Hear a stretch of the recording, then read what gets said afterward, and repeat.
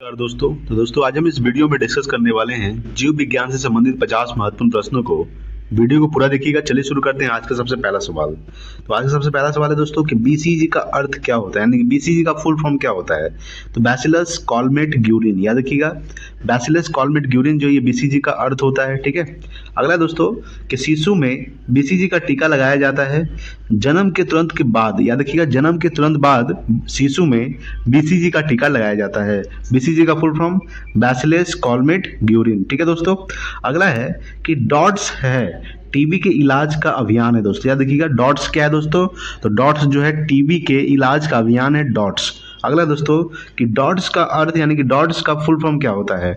Directly observe treatment short course, याद रखिएगा directly observed treatment short course जो है ये डॉट्स का अर्थ होता है। ठीक है। चलिए अगला सवाल देखते हैं।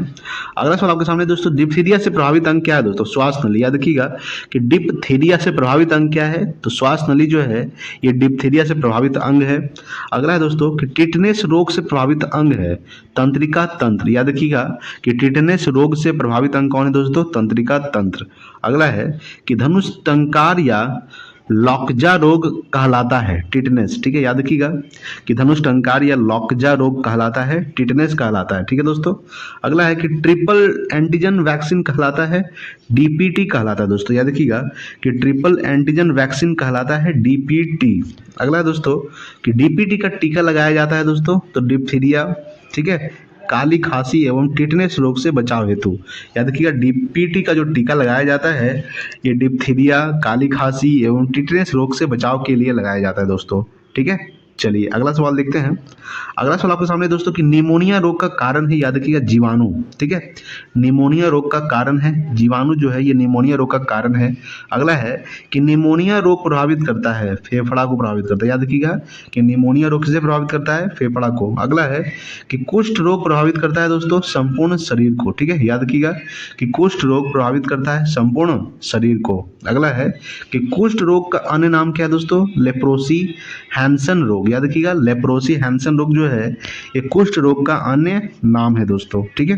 अगला है कि कुष्ठ रोग का उपचार एमडीटी दवाओं से होता है। याद रखिएगा कि कुष्ठ रोग का जो उपचार होता है ये एमडीटी दवाओं से होता है। अगला हम लोग देखते हैं कि एमडीटी का पूर्ण रूप क्या होता है, यानी फुल फॉर्म क्या होता है, मल्टी ड्रग थेरेपी। याद रखिएगा मल्टी ड्रग थेरेपी जो है ये एमडीटी का पूर्ण रूप होता है। ठीक है।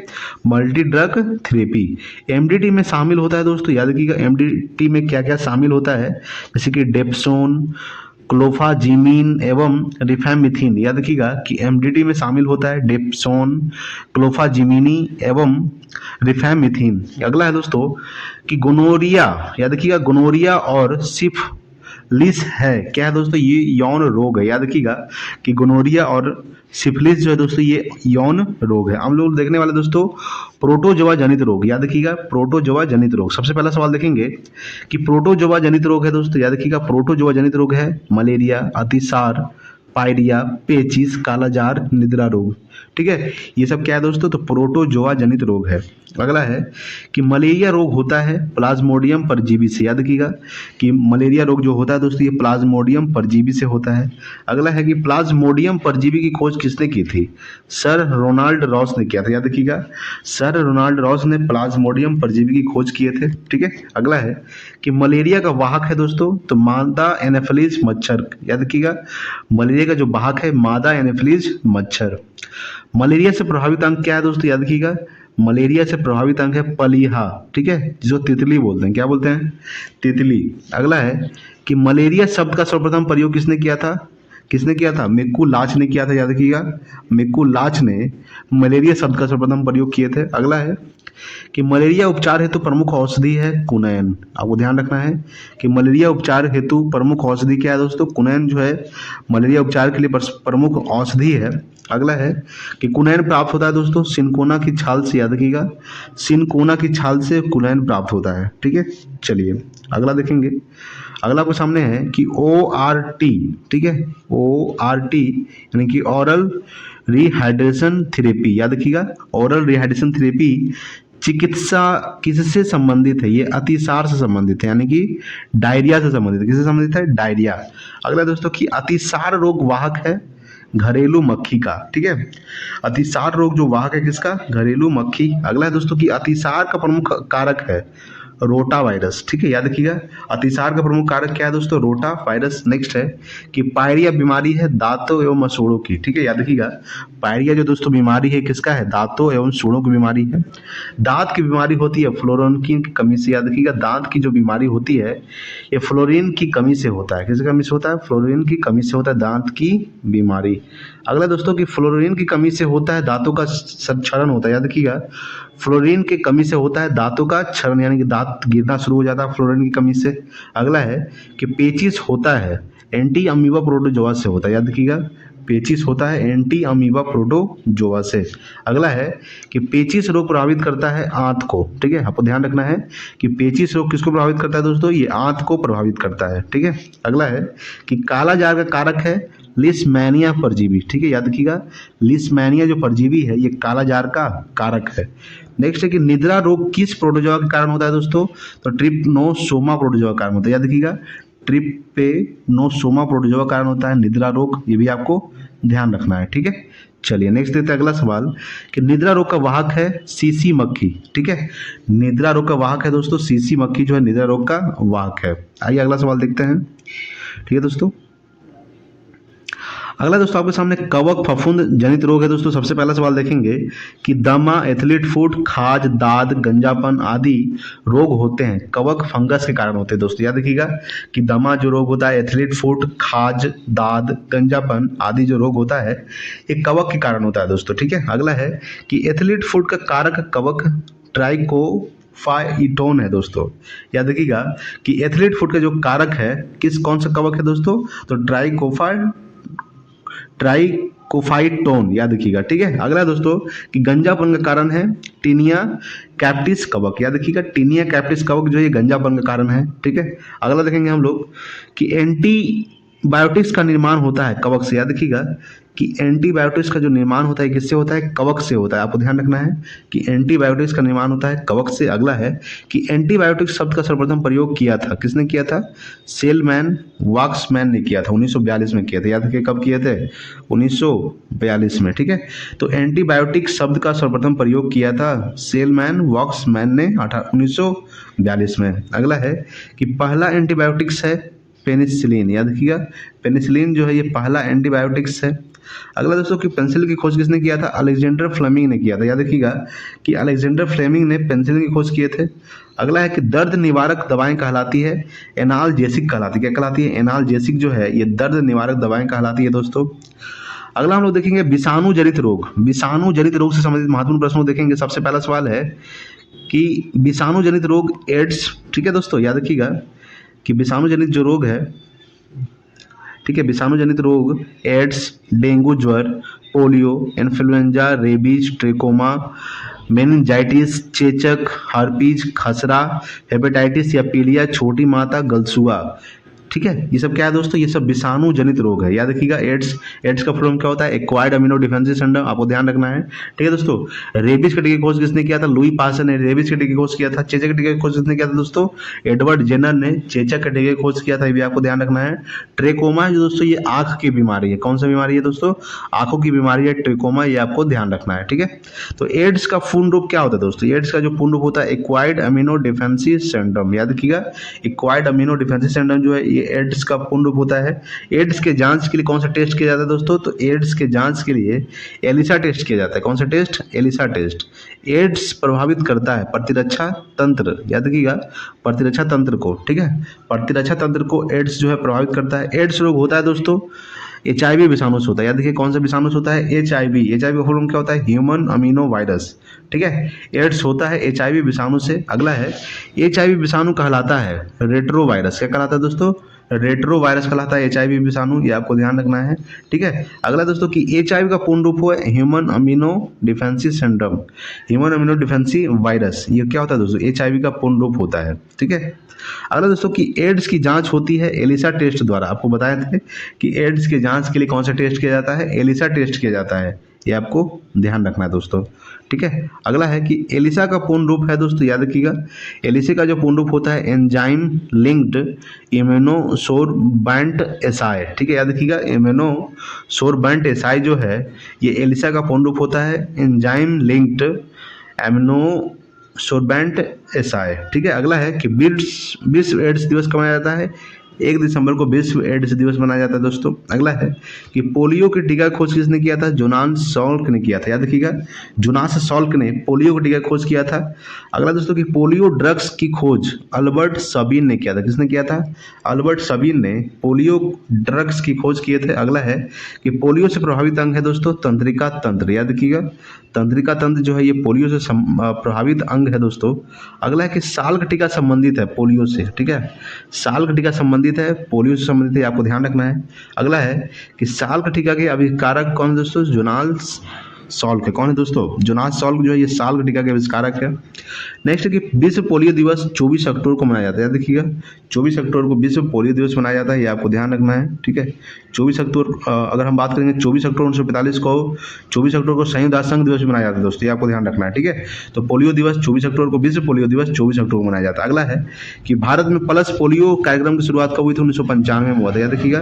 पल्स पोलियो कार्यक्रम की शुरुआत 1995 में हुई थी। अगला है दोस्तों आपके सामने कि WHO ने भारत को, ठीक है, याद रखिएगा कि WHO का फुल फॉर्म क्या होता है? World Health Organization. इसका स्थापना कब हुआ था WHO का? अब याद रखिएगा दोस्तों 1948 में हुआ था WHO का स्थापना, वर्ल्ड हेल्थ ऑर्गेनाइजेशन। WHO ने भारत को पोलियो मुक्त देश घोषित किया है दोस्तों 27 मार्च 2014 को, याद रखिएगा कि WHO ने भारत को पोलियो मुक्त घोषित किया है 27 मार्च 2014 को। अगला है कि चेचक होता है वेरियोला रोस्टर विषाणु से, याद रखिएगा। वेरियोला रोस्टर विषाणु से चेचक होता है। चेचक प्रभावित करता है दोस्तों तो पूरे शरीर को प्रभावित करता है, याद रखिएगा। चेचक जो है ये पूरे शरीर को प्रभावित करता है, ठीक है। अगला है कि चेचक के टीके की खोज किसने किया था? एडवर्ड जेनर ने किया था, याद रखिएगा कि एडवर्ड जेनर ने टीके की खोज किया था, ये आपको ध्यान रखना है। अगला दोस्तों कि विश्व से चेचक का उन्मूलन वर्ष कब है दोस्तों? 1980 है, याद रखिएगा कि विश्व से चेचक का जो उन्मूलन है ये वर्ष है 1980, ठीक है। अगला है कि सार्स, ठीक है, सार्स है विषाणु जनित श्वसन रोग है दोस्तों, याद रखिएगा। विषाणु जनित श्वसन रोग है सार्क, ये आपको ध्यान रखना है दोस्तों, ठीक है। सार्स। अगला है दोस्तों कि सार्स होता है कोरोना वायरस से होता है दोस्तों, याद रखिएगा। सार्स होता है कोरोना वायरस से। सार्स का पूर्ण रूप क्या है दोस्तों? तो सीवियर एक्यूट रेस्पिरेटरी सिंड्रोम, याद रखिएगा। रेस्पिरेटरी सिंड्रोम होता है। सीवियर एक्यूट रेस्पिरेटरी सिंड्रोम जो है ये सार्स का पूर्ण रूप होता है दोस्तों, ठीक है। चलिए अगला सवाल देखेंगे हम लोग। अगला सवाल आपके सामने दोस्तों कि रेबीज प्रभावित करता है, याद रखिएगा तंत्रिका तंत्र को प्रभावित करता है, याद रखिएगा रेबीज प्रभावित करता है तंत्रिका तंत्र को, रेबीज प्रभावित करता है। अगला है कि हाइड्रोफोबिया होता है रेबीज के विषाणु, याद रखिएगा। हाइड्रोफोबिया जो होता है दोस्तों ये रेबीज का विषाणु होता है, ये आपको ध्यान रखना है। अगला है कि जल्द से भय रोग का लक्षण है रेबीज, ठीक है। तो जल्द से भय रोग का जो लक्षण है ये रेबीज है। रेबीज होता है दोस्तों पागल कुत्ते के काटने से होता है रेबीज, ये आपको ध्यान रखना है। अगला है कि रेबीज की खोज किसने किया था? लुई पास्चर ने किया था, ठीक है। अगला है कि हड्डी तोड़ ज्वर कहलाता है तो डेंगू ज्वर कहलाता है, क्या कहलाता है? डेंगू ज्वर। तो हड्डी तोड़ ज्वर कहलाता है डेंगू ज्वर, ठीक है। चलिए अगला सवाल देखेंगे। अगला सवाल आपके सामने है। अगला सवाल देखेंगे दोस्तों कि डेंगू वाहक है दोस्तों, याद रखिएगा कि डेंगू वाहक है एडियस इजिप्टी मच्छर से, याद रखिएगा डेंगू वाहक है एडियस इजिप्टी मच्छर से। अगला है कि डेंगू बुखार में कमी हो जाती है दोस्तों प्लेटलेट्स की, याद रखिएगा कि डेंगू बुखार में कमी हो जाती है किसका? प्लेटलेट्स से कमी हो जाता है। अगला है कि जापानी इन्फेलाइटिस होता है विषाणु से, याद रखिएगा कि जापानी इंसेफेलाइटिस होता है विषाणु से होता है। अगला है कि जापानी इंसेफेलाइटिस रोग का वाहक है दोस्तों, कौन है? यह है क्यूलेक्स प्रजाति के मच्छर एवं सुअर। अगला है कि पीला बुखार है वायरस जनित बीमारी, याद रखिएगा वायरस जनित बीमारी जो है ये पीला बुखार है, ठीक है, पीला बुखार है दोस्तों। चलिए अगला सवाल देखेंगे कि पीत ज्वर फैलता है दोस्तों, याद रखिएगा कि पीत ज्वर फैलता है एडियस इजिप्टी मच्छर से, ठीक है। अगला है कि स्वाइन फ्लू है वायरस जनित रोग बीमारी है दोस्तों, स्वाइन फ्लू क्या है दोस्तों? वायरस जनित बीमारी है। अगला है कि स्वाइन फ्लू वायरस का नाम है H1N2, याद रखिएगा H1N1 जो है ये स्वाइन फ्लू वायरस का नाम है। अगला दोस्तों बर्ड फ्लू है विषाणु, जिसको क्या बोलते हैं वायरस जनित रोग है दोस्तों, ठीक। तो बर्ड फ्लू है विषाणु जनित रोग। अगला है कि बर्ड फ्लू के वायरस का नाम क्या है दोस्तों H5N1। H5N1 जो है ये बर्ड फ्लू के वायरस का नाम क्या है दोस्तों H5HN। अगला है दोस्तों कि हर्पीज रोग से प्रभावित होने वाला अंग है दोस्तों त्वचा। याद रखिएगा कि हर्पीज रोग से प्रभावित होने वाला अंग है त्वचा, जो है ये हर्पीज रोग से प्रभावित होने वाला अंग है। अगला दोस्तों आपके सामने कि पीलिया यह हेपेटाइटिस से प्रभावित अंग है दोस्तों यकृत। याद रखिएगा यकृत जो है पीलिया या फिर हेपेटाइटिस से प्रभावित अंग है। अगला है कि रानीखेत बीमारी फैलती है वायरस द्वारा। याद रखिएगा वायरस द्वारा रानीखेत बीमारी फैलती है, ठीक है। अगला दोस्तों रानीखेत बीमारी संबंधित है दोस्तों मुर्गियों से। अगला सवाल है कि रानीखेत बीमारी संबंधित है मुर्गियों से संबंधित है। अगला है कि जंतुओं में होने वाली फुट एंड माउथ रोग होता है विषाणु के कारण होता है। किसके कारण होता है? विषाणु कारण फुट एंड माउथ रोग होता है दोस्तों जंतुओं में। अगला है कि जीका वायरस फैलता है मच्छर काटने से। याद रखिएगा मच्छर के काटने से जीका वायरस क्या होता है दोस्तों?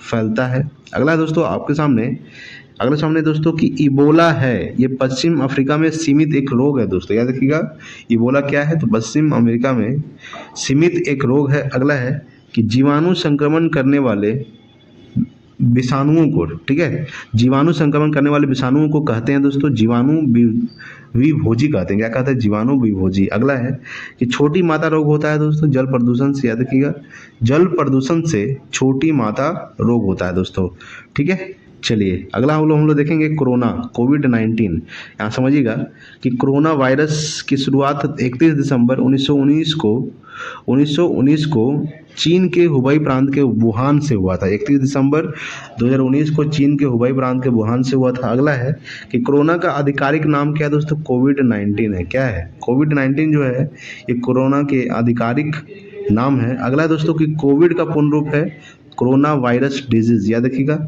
कोरोना वायरस डिजीज जो है ये डिजीज का फुल फॉर्म है, कोविड का फुल फॉर्म है दोस्तों, ठीक है। WHO द्वारा वैश्विक महामारी घोषित किया गया था 11 मार्च 2020 को। WHO फुल फॉर्म क्या होता है? World Health Organization. इसका मुख्यालय स्थित है दोस्तों जिनेवा में है, ठीक है, ये आपको ध्यान रखना है। तो WHO द्वारा वैश्विक महामारी घोषित किया गया था 11 मार्च 2020 को। अगला है कि कोरोना वायरस से प्रभावित अंग है दोस्तों फेफड़ा जो है ये कोरोना वायरस से प्रभावित अंग क्या है दोस्तों? फेफड़ा। अगला दोस्तों कि भारत में कोरोना का पहला मामला केरल में आया था। याद रखिएगा कि भारत में कोरोना का जो पहला मामला आया था केरल में आया था, ये आपको ध्यान रखना है। अगला है कि भारत में कोविड-19 टीकाकरण की शुरुआत 16 जनवरी 2021 को हुआ था। ये आपको ध्यान रखना है कि भारत में कोविड-19 टीकाकरण की जो शुरुआत है ये 16 जनवरी 2021 को हुआ था, ठीक है दोस्तों। अगला आपके सामने है दोस्तों कि 100% कोविड-19 टीकाकरण लक्ष्य प्राप्त करने वाला पहला राज्य कौन बना दोस्तों? हिमाचल प्रदेश। याद रखिएगा कि 100% कोविड-19 टीकाकरण लक्ष्य प्राप्त करने वाला पहला राज्य हिमाचल प्रदेश। अगला है कि कोरोना वायरस के प्रमुख वेरिएंट है अल्फा, बीटा, गामा, डेल्टा और ओमिक्रॉन। ये क्या है दोस्तों? ये सब कोरोना वायरस के प्रमुख वेरिएंट्स है। अगला है कि डेल्टा वेरिएंट्स का प्रथम प्रमाण दोस्तों भारत में कहाँ है? भारत में डेल्टा वेरिएंट्स का प्रथम प्रमाण। अगला है कि ओमिक्रॉन का प्रथम प्रमाण क्या है दोस्तों? तो दक्षिण अफ्रीका। क्या है दोस्तों? दक्षिण अफ्रीका जो है ये ओमिक्रॉन का प्रथम प्रमाण है, ठीक है। चलिए तो दोस्तों आज के लिए इतना ही, मिलते हैं अगले वीडियो में, तब तक के लिए जय हिंद, वंदे मातरम।